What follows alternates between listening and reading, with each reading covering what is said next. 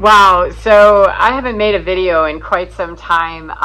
Mostly I've been kind of hanging on to my head, Fred, with what's going on. There's currently a lot that's happening. October, the month of magic, was pretty crazy in terms of just witnessing and watching people kind of falling apart. And I thought, oh, okay, just about the time I settle in and go, that was weird.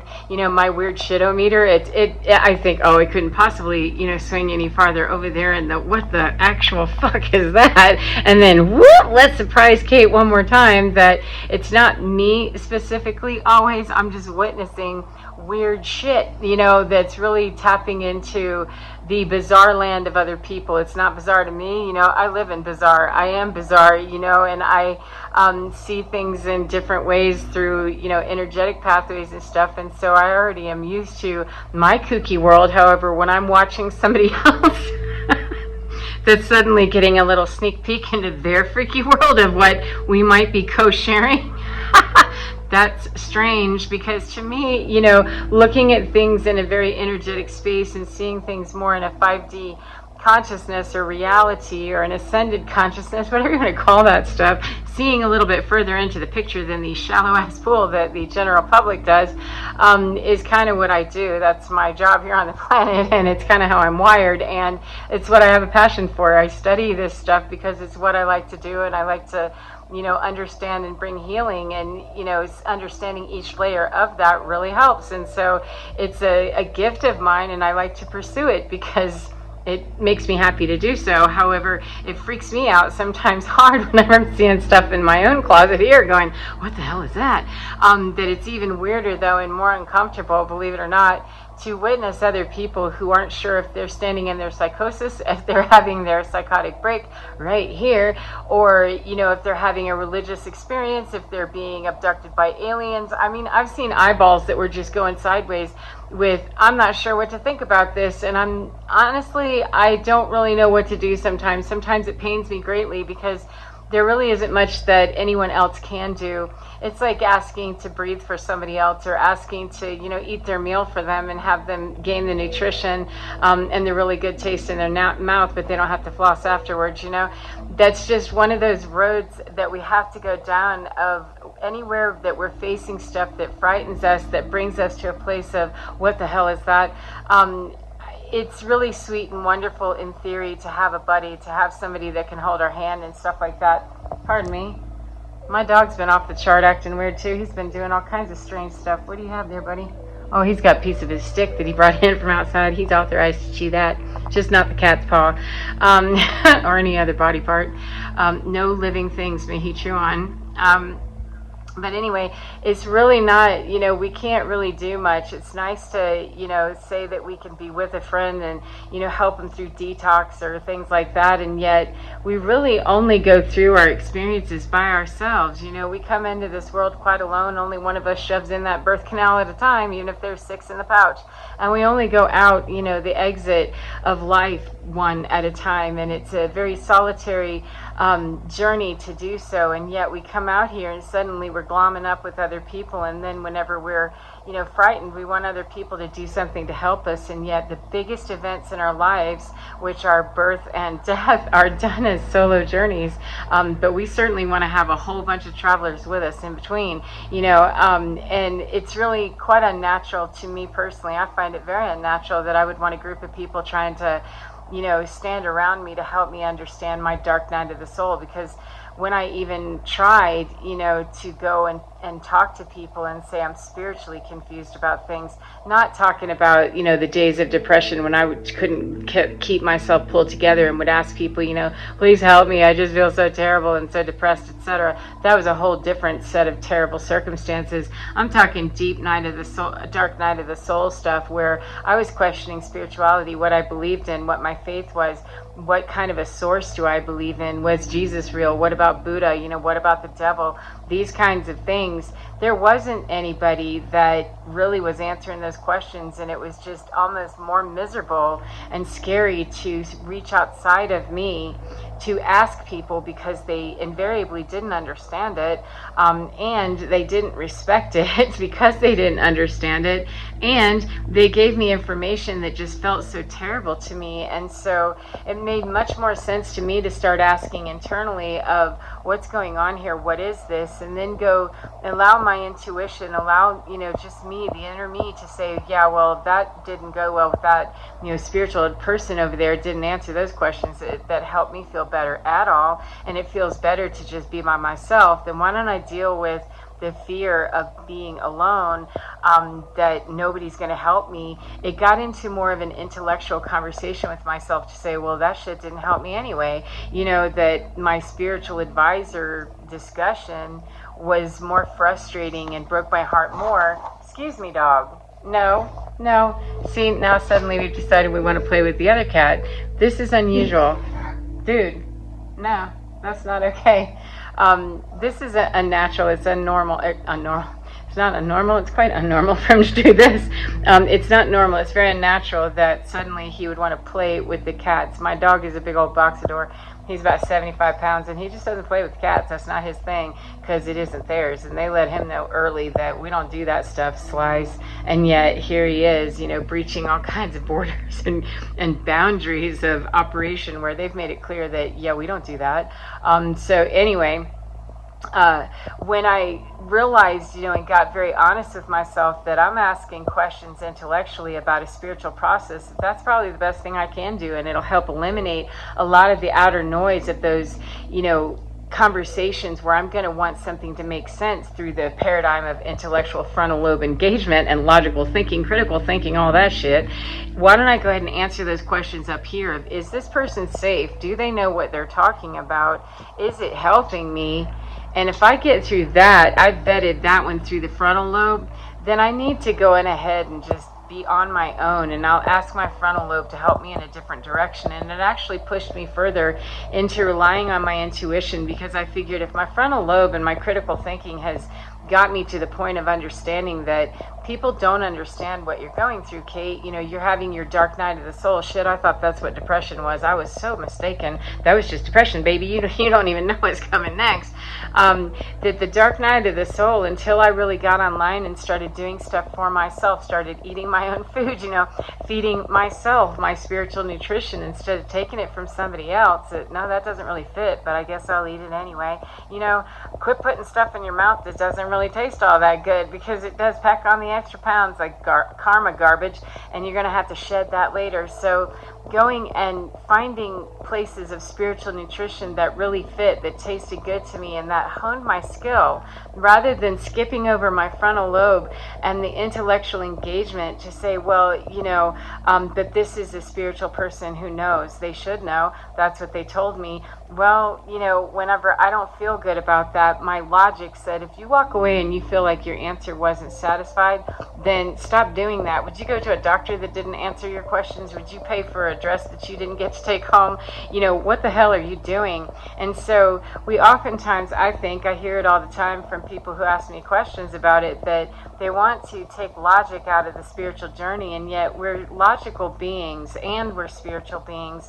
We are spiritual creatures having a physical incarnation, and we're human beings that have spirits. We are both, is what I'm saying. That we have critical thinking and frontal lobe, then why don't we use that to help at least blow out the bullshit right off the top of a lot of the stuff we can eliminate within ourselves, and within all the gaslighting and the weird stuff that's around us, to eliminate that at that level. And that narrows down the field to, what do I have left but to listen to me and to listen to my body and say, yeah, that doesn't really seem right, or that doesn't feel right.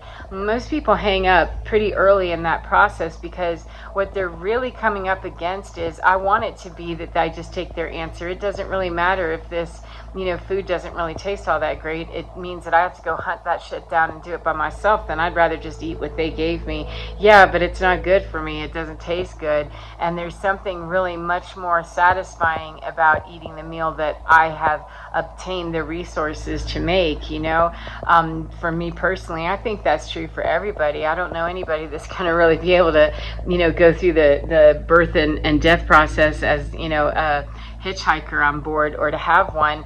And so if we're not really able to do our life like that, how about, you know, we go through our dark night of the soul and our journey and our spiritual walk, the middle way, whatever we do, you know, understanding that we have to break through the veil of illusion within us about the fear of doing things alone, or coming to our own conclusions that may not be, you know, in the people around us may not be, in their judgment, the best idea or the best conclusion or the best whatever. And because of social violence, quite frankly, and social engagement, that we think we're going to be thrust from the crowd, we're going to be, you know, exiled, we're going to be shunned or something like that, we oftentimes won't allow ourselves to go down roads where it would just really better serve me to go over here with my thought process and, you know, not expect you to understand it, and also not let you talk me out of it, nor let you shame me or disrespect me or my process, and, you know, not get into the middle of what yours is.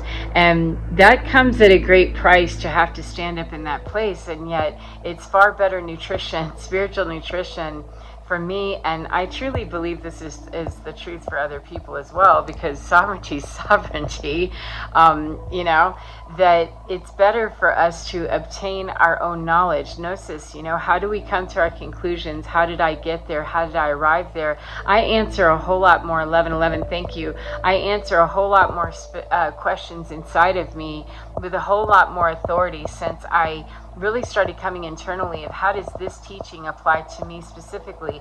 Is this relevant to me? What do I need to know about this?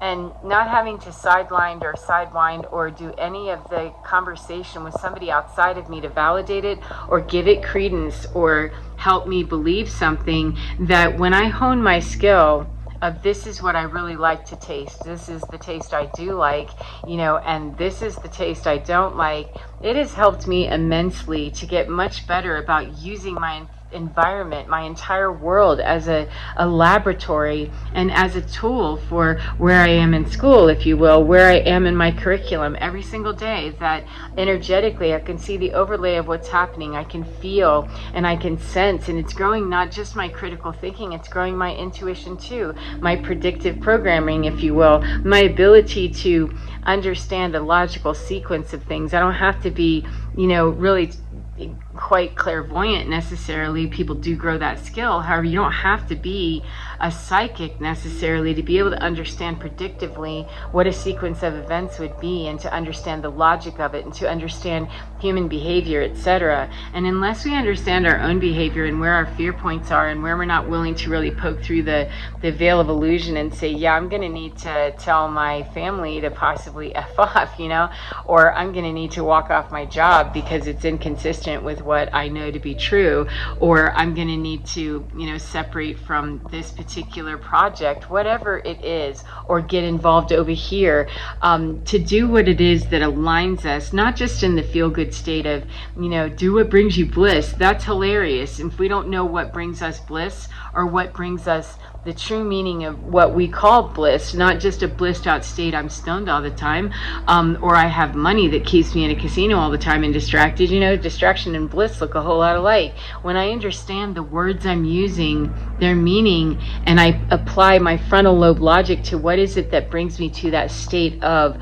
I feel autonomous, I feel sovereign, I feel capable, I feel strong, and I feel able to breach any veil, to breach any high ceiling, any glass ceiling, anything that stands in my way, in my mind, as opposition within me or external to me. I no longer have to be afraid of it, because I know what I'm capable of already. I'm that kind of an improv master. I'm that kind of a logical sequence person that I can put it together, and I've grown my skills of intuition, clairvoyancy, etc., whatever we have, that I've grown all of those and continue to grow and know that I'm in a state of ever evolving, then I can really be walking through my world and seeing the magical overlay of what's happening, and not allow, the guilt or the shame or the shoulda, coulda, woulda, or the bullshit of other people who are willing to do their life, in search of something that I'm not.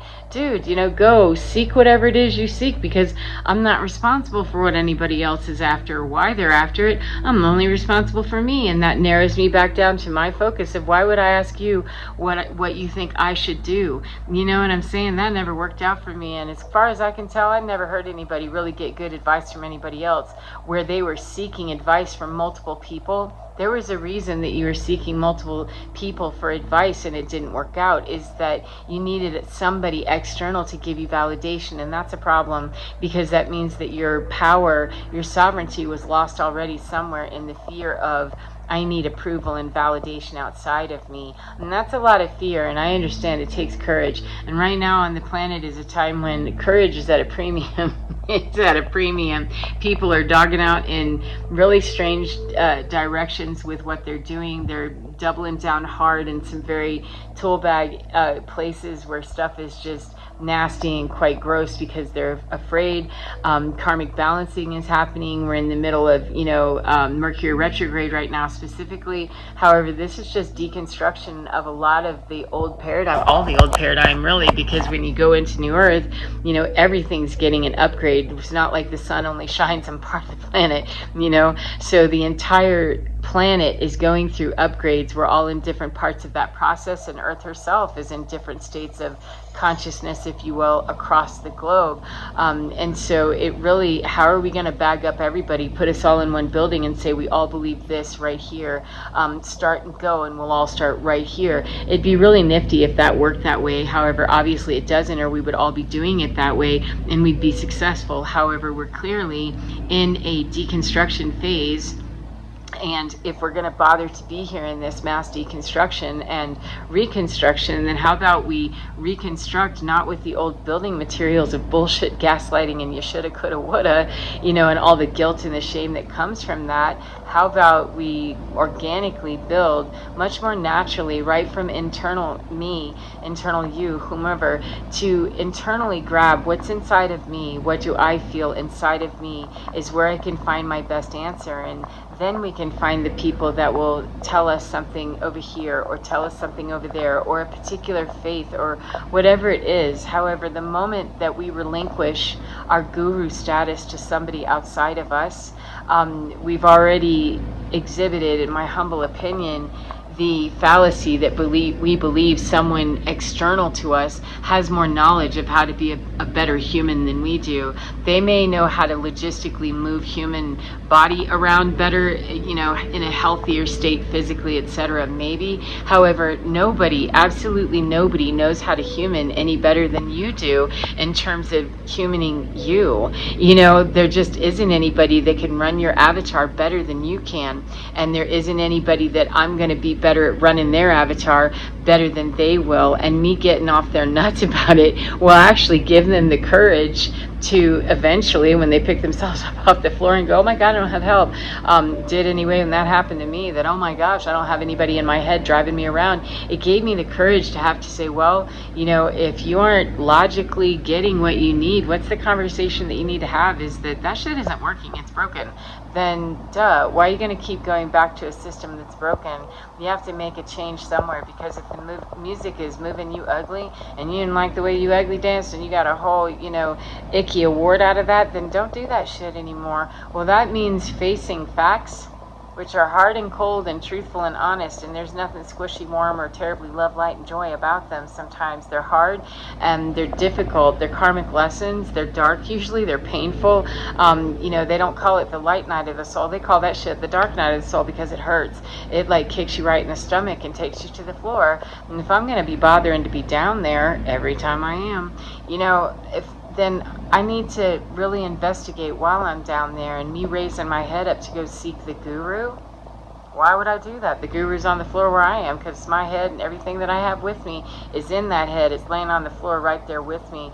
And so reaching up into me, into my own programming, into my own intellect, into my own spirit, into my own heart, and my connection to whatever I call all of that mystery bag of me, that is the guru. And the minute that I beg or cajole anyone else to help me, I'm setting myself up already to announce that I don't believe I'm strong enough. I need you to either promise me that I am, and then when I fail by my standard or your standard, then I'm going to be doubling down on my self-sabotage again and feeling weak and victimized, that I'm guaranteeing my failure by putting my success into the hands of someone else, or putting the hands ostensibly into my own, except I've given you the authority to tell me what you think is the most approving thing that I can do. And that's just the recipe for disaster. It's the codependency of what we do. It's what we consider the baseline norm. However, it's not our baseline autonomy, and it's not our healthiest place to be as sovereign beings. And I don't know anybody on this planet that came through the birth canal as a twosome, through one birth canal, two babies came. It's just one, and we exit through the death portal of whatever that is as one spirit. We don't exit in groups and go through one big giant tube. We exit still, even if there's 300 people that are leaving all at one time. We exit in sovereign energy, and we come in here in sovereign energy, and we lose our mind somewhere in the middle and forget that journey back to understanding that sovereignty and that connection back to our original source. Not our mother source, not our group source, not our herd source, not our tribe source, that, oh no, we don't want to be shunned from that. Not that we remember and get connected back to our true universal intelligence source, our mother source of energy, of whatever we call that, God, whatever it is, that we nourish from there. And then we can very much handle the tribe situation, that if one tribe is not happy with us and we get shunned, then we know, oh yeah, that's just not my tribe. I got to go over there and find my other tribe, the one that, is more my jive, more my jam, the one that's more like me. Because we're not all, believe it or not, just because we're born into one place, doesn't mean that we're all really best aligned to stay in that one place. Some of us are meant 2121 to journey beyond the tribe that we grew up in or that we are currently standing in, and there's nothing wrong with that. And the sovereignty of being able to announce that and own that and claim that without any of the shame, blame, or the gaslighting, or the dirty stuff that comes with people really being afraid of that, is really where our strength is. And the autonomy comes from being able to stand in the power and the courage to face all of that and say, your fear of me being estranged from here cannot stand in my way. I don't belong here. My sovereignty dictates the courage that sets me free, and I insist upon being liberated from the codependency that is driving all of these systems that are currently coming down. The rats are running from sinking ships everywhere. There's fear, there's terror, and it's easy. It's very easy to fall off the log. Gravity will take you right down to the dirt. It's very easy to do that. It takes more, though, to not struggle against it necessarily unless we have to, but we can definitely keep our eye turned that way, and it makes when we stumble and slam to the ground a little bit easier. And it's still going to be a struggle when it's a struggle, and there's no sweet love and light way to say that. There's no way to say, damn, that shit hurt, and I hate my fucking life sometimes, and I hate you too. If that's what we feel, it's a matter of getting ourselves in check and understanding, how do we do that? We use our frontal lobe. We exclude a lot of the bullshit right off the top with that love and light garbage, or the bully stuff, or whatever it is, and then we can get into honing our skill here of where am I really best serving me, and meeting that need within me that most nourishes me, that brings me my brilliance, that brings me that creativity, that keeps me from smacking somebody, whatever level of that it is, because it's not always fun, it's not always blissful. And if we don't really know what all of that is, it's because we're probably putting it out here and waiting for somebody else to spoon feed us. We're off the training wheels now, and we're way beyond the days of having somebody spoon feed us. We need people that are independent feeders and go out and hunt or gather that shit. So anyway, that seems, wow, 2332. So that's 5-5. Change, baby. Absolute change. Keeping me quite alive. So anyway, Yeah, that's enough. And my dog just interestingly had his little sprig of woo, you know, whatever, and now he's just fast asleep. So, yep, I'm on. I'm on to being fast asleep next to you because this shit is zapping me right to sleep very early. I feel like an old woman and I love it. I'm gonna go play old lady now.